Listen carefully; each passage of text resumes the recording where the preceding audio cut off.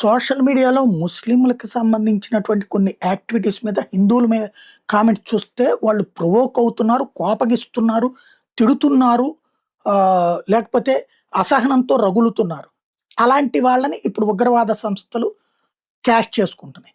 But ఇక్కడ సమస్య ఏంటంటే హిందువులు భయపడాల్సిన పరిస్థితి సృష్టించాలనుకుంటున్నారు.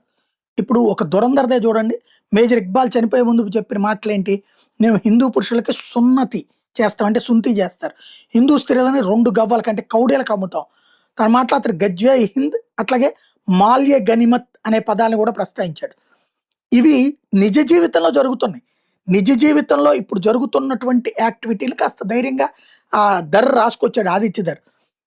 వాస్తవంగా ప్రస్తుతం జరుగుతున్నటువంటిది హిందువులకి సంబంధించి ఒక చర్చ జరుగుతోంది అంతవరకే.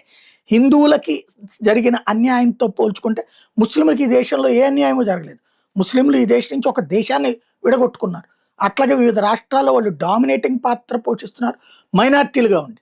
అదే సందర్భంలో శాంత మైనార్టీలుగా ఉన్నటువంటి చోట్లనే డామినేషన్ పాత్ర వాళ్ళే పోషిస్తున్నారు.